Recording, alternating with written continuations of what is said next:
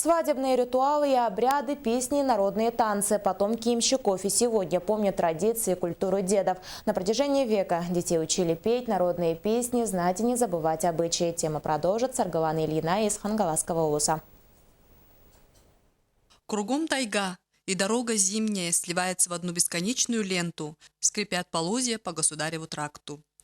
Услышав звон бубенцов ямщицкой упряжки, в избе спешат ставить самовар. Почта едет.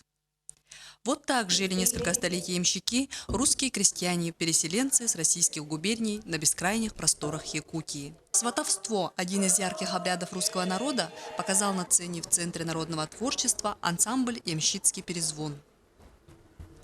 Истинная цель ансамбля – сохранить ямщицкую культуру, обычаи, традиции и перенести ее молодому поколению.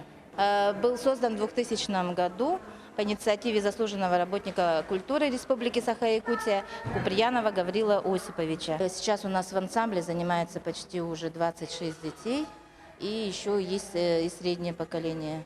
8 человек. Ансамбль поет русские народные песни 15 лет. За это время в нем сменилось несколько руководителей. Состав же в эти годы остался почти неизменным. Самая старшая из участниц больше 80 лет. Потомки русских крестьян сохранили в совершенстве свою культуру и передают из поколения в поколение. И вот в течение 15 лет они выступают как коллектив, значит, они довольно-таки успешно обосновались, ну и сейчас уже подали документы на звание народного. Ну, была поставлена задача омолодить коллектив, разные возраста, чтобы были. Ну, вот сейчас, наверное, мы посмотрим, что особенно за последние 2-3 года сделано. Русские народные песни – задорные, плясовые, грустные, лирические, мелодичные, свадебные запевки звучат на просторных берегах Лены не одно столетие. Ямщики вписали в историю Хангаласского улуса свою строку.